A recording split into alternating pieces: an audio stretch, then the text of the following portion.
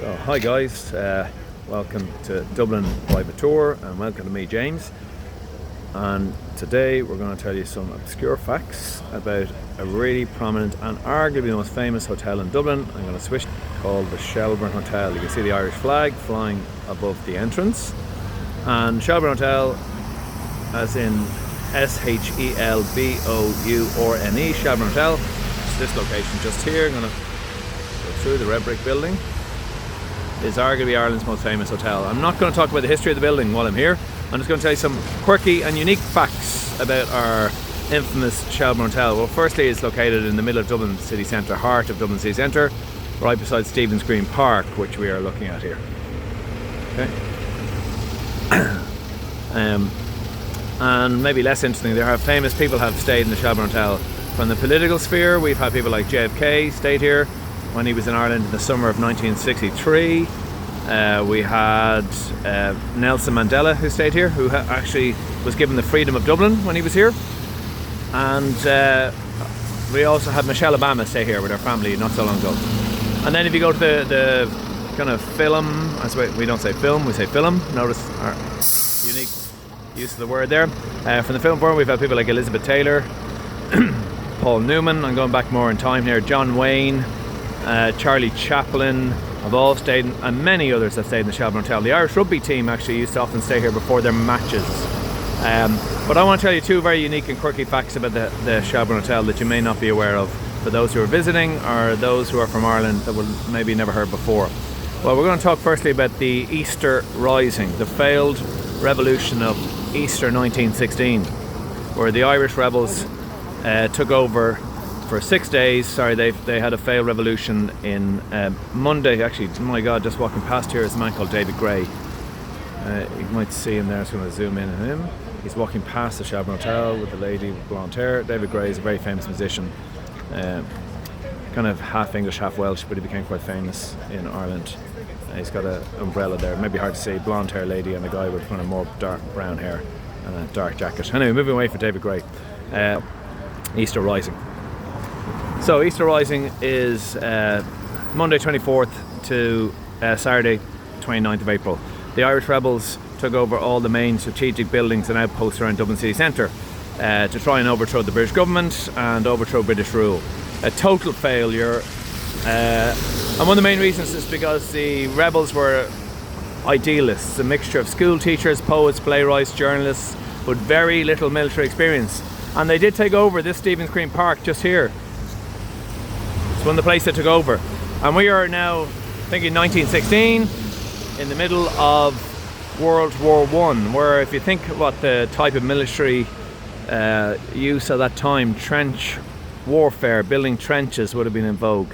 Well, the Irish rebels, showing their innocence towards their military experience, well, what they did is they dug trenches in the Stephen's Green Park here. And all the British Army did, once they come to try and take over Dublin from the rebels, they start to take over all the main strategic buildings around here.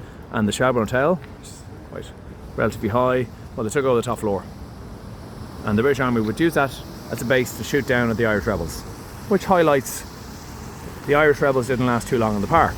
Just over a day, actually. So the Irish rebels actually do leave the park on the Tuesday, and they end up in a place called the Royal College of Surgeons building, which is about 3 to 5 minutes walk from here, where we are standing at the moment. But aside from that, there is some quirky fact about something that happened on the second day of the fighting, on the Tuesday morning before the rebels actually leave the park. There was a truce, and a very, very interesting truce. This has been written into folklore but believed to be totally true. The Irish rebels and the British Army agreed a truce. So the British Army based in the Shelbourne Hotel, the Irish rebel based in the park here, agreed to stop fighting for 15 minutes. And you might wonder why. Well, the reason why they did that was simply to allow the caretaker of the park to go inside and to feed the ducks. And that happened right in the middle of a revolution. Okay, so that's a random fact. The second random thing about the Shelbourne Hotel I'm going to tell you is about a man who used to work here back in the very early 1900s. A man called Alois Hitler. Now, you might recognise the surname. Alois Hitler is would have been the step brother of Adolf Hitler. well, we don't need to talk too much more about Adolf Hitler, because I'm sure everybody is aware of who he was. We're going back now to 1909. Alois Hitler, half-brother of Adolf Hitler, well, he actually worked as a waiter for 1 year in the Shelbourne Hotel, and this is where he met his future wife, an Irish lady called Bridget Dowling. And Bridget Dowling and Alois Hitler actually eloped in 1910, the following year, and had their one and only child, my understanding is a man called William Patrick Hitler, in 1911, born in Liverpool in the United Kingdom. Now, a little interesting interlude to this further story about William Patrick Hitler. William Patrick Hitler then, in the 1930s, to the best of my knowledge, learning about his uncle, Adolf's growth in power and prominence in Germany, decides to visit and to see could he actually get maybe some benefit out of that. But then, from my understanding, and I don't know too much detail about their relationship, but their relationship doesn't actually go very well, and they have a big falling out, such that Adolf Hitler described William Patrick Hitler, his nephew, as his insufferable nephew. And William Patrick left Germany, went back to the United Kingdom, and subsequently ended up in the United States.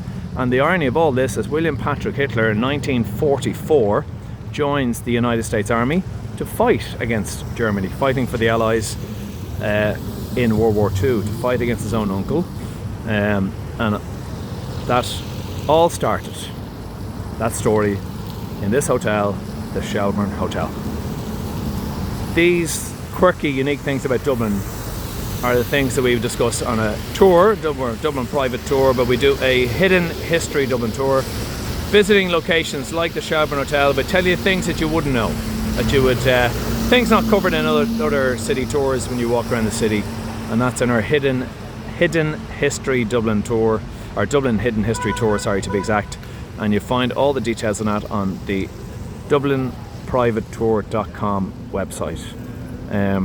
So maybe we'll see you on one of our tours soon. Feel free to like and subscribe, like the video, subscribe to the channel, and look up the website anyway. There's lots of other tours. That's dublinprivatetour.com, and I'm going to leave you guys on that and have a lovely weekend, because we're Friday today and it's Friday evening, and I'm going to have a lovely weekend regardless. Okay, see you guys, good luck.